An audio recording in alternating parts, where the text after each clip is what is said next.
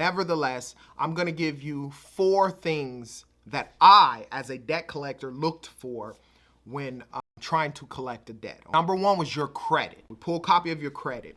It'll give us an idea of the type of consumer that you are, right? Are you a person who pays their bills? Are you a person who doesn't pay their bills?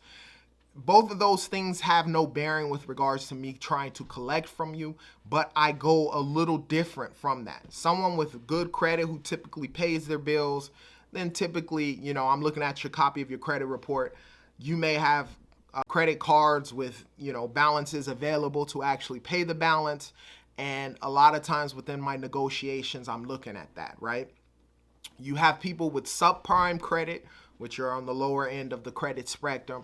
And then you have people with prime credit, which is in the middle, and then very good credit, which is more towards the top tier. But looking at your credit is very, very important, and probably the first thing that I do, which will give me an idea of how to try and collect from you as a consumer. We're pulling copies of your credit report, and I'm trying to figure out, if as well, if you have a place of employment and if you own any property or if you have any assets, right?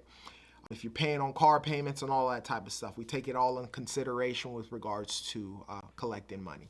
Number 2 is skip tracing. There are a plethora of systems out there that I help you skip trace, main ones being like Innovis.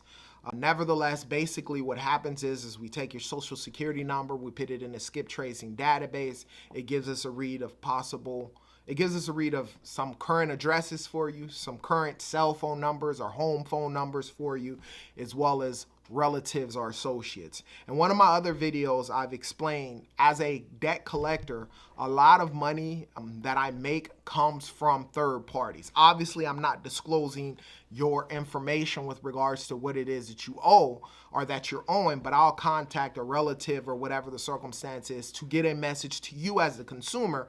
And a lot of times that gives the consumer a little more motivation to give us a call back, will be the, the great term with regards to that. So we'll skip trace, we'll get that information with regards to you, some addresses, as well as some relatives, and sometimes even associates. If you've lived with somebody, ex-girlfriends, ex-fiancés, sometimes it even ex-mother and father-in-law and so forth. So a lot of times that is what'll happen. The skip tracing is very